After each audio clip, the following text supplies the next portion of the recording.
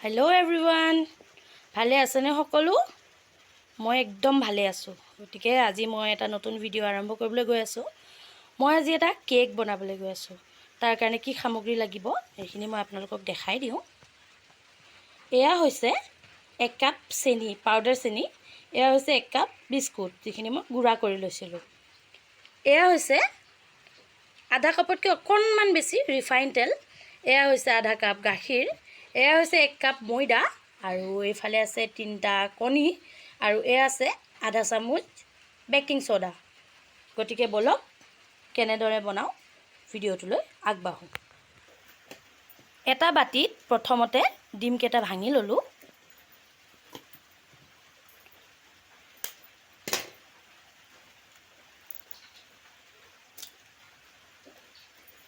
এয়া ডিমকেইটা ভাঙি ল'লোঁ। এতিয়া এই ডিমকেইটা আমি খুব সুন্দৰকৈ ফেটি ল'ম। এয়া ডিমটো আমি ফেটি আছোঁ। খুব সুন্দৰকৈ ফেটিব লাগিব, আৰু অলপ বেছিকৈ ফেটিব লাগিব, তেতিয়াহে আমাৰ কেকটো খুব সুন্দৰ হৈ যাব। ডিম ফেটা প্ৰায় হৈ গ'ল। এতিয়া আমি ইয়াতে এড কৰিম আমাৰ পাউডাৰ চেনিখিনি। আপোনালোকে অলপ অলপকৈ এড কৰিব আৰু ফেটি যাব। প্ৰথমতে আমি অলপমান এড কৰিম, অলপমান মানে 4ভাগৰ এভাগ এড কৰি পেলাই এইখিনি ভালকৈ ফেটি ল'ম।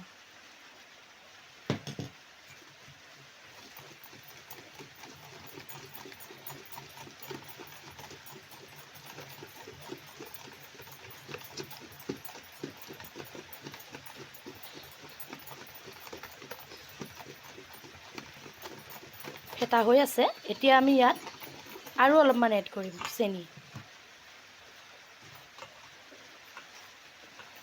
গোটেইখিনি নহয়, অলপমান।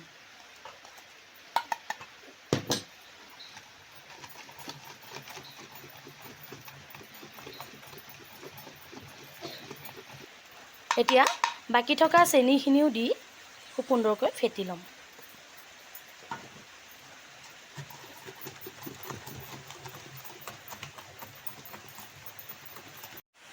এয়া চাওক, চেনিখিনি ফেটাও প্ৰায় হৈ গ'ল।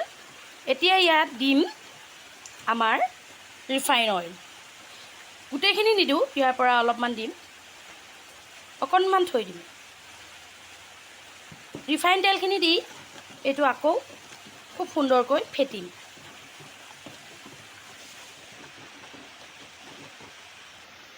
এয়া চাওক, তেলখিনিও খুব সুন্দৰকৈ ফেটি ল'লোঁ। এতিয়া ইয়াতে দিম ময়দা আৰু বেকিং ছ'ডা একেলগে।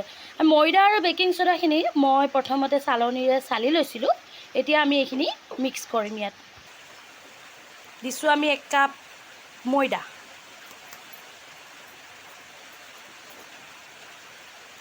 তাৰপিছত দিম আমাৰ বেকিং ছ'ডা। এইখিনি দি খুব সুন্দৰকৈ মিক্স কৰি ল'ম।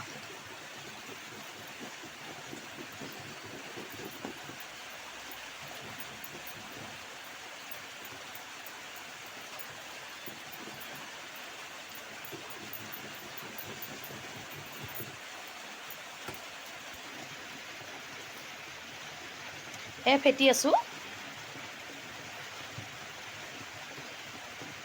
খুব সুন্দৰকৈ ফেটিব লাগিব, যাতে ইয়াত গোটা গোটা ভাৱটো নাথাকে।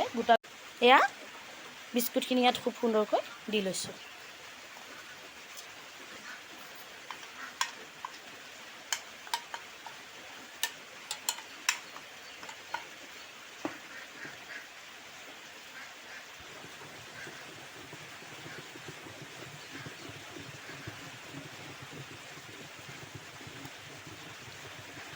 বিস্কুটখিনি দি খুব সুন্দৰকৈ ফেটি ল'ম। বিস্কুটখিনিও ফেটি ল'লোঁ। এতিয়া ইয়াতে দিম আধা কাপ গাখীৰ। গাখীৰখিনি দি খুব সুন্দৰকৈ ফেটি ল'ম।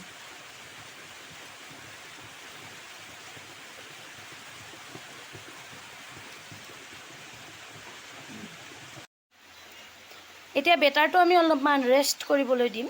তাৰপাছত আমি এতিয়া যাওঁ পাকঘৰলৈ, গৈ পেলাই আমাৰ বেক কৰিবৰ কাৰণে ৰেডি কৰোঁ। মই কোনো ধৰণৰ অ'ভেন বা এনেকুৱা একো ব্যৱহাৰ কৰা নাই, মই কেৰাহীতে কৰিম, আপোনালোকক দেখাই যাম। সেয়া বেক কৰিবৰ কাৰণে অলপমান নিমখত এনেকৈ ষ্টেইন এডাল ৰাখি দিছিলোঁ। আপোনালোকে ইচ্ছা কৰিলে বালিও দিব পাৰে। মই নিমখ ব্যৱহাৰ কৰিছোঁ। এতিয়া ইয়াত আমি আমাৰ বেটাৰটো উঠাই দিম। চাওক আমাৰ বেটাৰটো দি দিলোঁ। এতিয়া ঢাকনি মাৰি 15ৰ পৰা 16-17 মিনিট আৰু এইটো হ'বলৈ দিম। চাওক 15 মিনিট হৈ গ'ল। আমাৰ কেকটো প্ৰায় 50% কুকড হৈ গ'ল। বাকীখিনি আৰু 15 মিনিটমান লাগিব। গতিকে 15 মিনিট পাছত আকৌ লগ পাম। চাওক বন্ধুসকল, প্ৰায় 30ৰ পৰা 35 মিনিট সময় হৈ গ'ল। আমাৰ কেকটো ৰেডি হৈ গ'ল। এতিয়া মই এডাল কাঠিৰে এইটো চেক কৰিম। চাওক কাঠিডাল যদি এনেকৈ চাফা হৈ আহে তেতিয়া গম পাব যে আপোনালোকৰ কেকটো ৰেডি হৈ গ'ল। গতিকে আমাৰ কেকটো ৰেডি হৈ গ'ল। এতিয়া এইটো আমি প্লেটত উলিয়াম, তাৰপিছত আপোনালোকক দেখাই আছোঁ।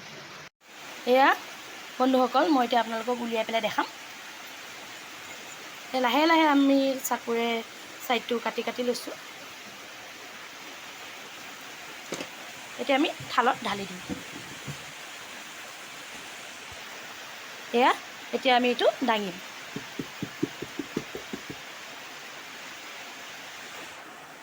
তাৰপিছত আমাৰ পেপাৰখন খুব সুন্দৰকৈ এৰাই দিব লাগিব।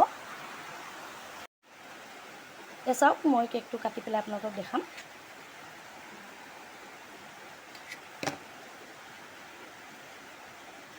চাওক খুব সুন্দৰ হৈ গৈছে। আৰু বিশ্বাস কৰক বন্ধুসকল, এইটো খাবলৈও খুব সুন্দৰ হয়। গতিকে মোৰ ভিডিঅ'টো আপোনালোকে কেনে পালে জনাব। লাইক কৰিব, শ্বেয়াৰ কৰিব, ছাবস্ক্ৰাইব কৰিব আৰু কাষতে থকা বেল আইকনটো প্ৰেছ কৰিবলৈ একেবাৰে নাপাহৰিব। Bye bye.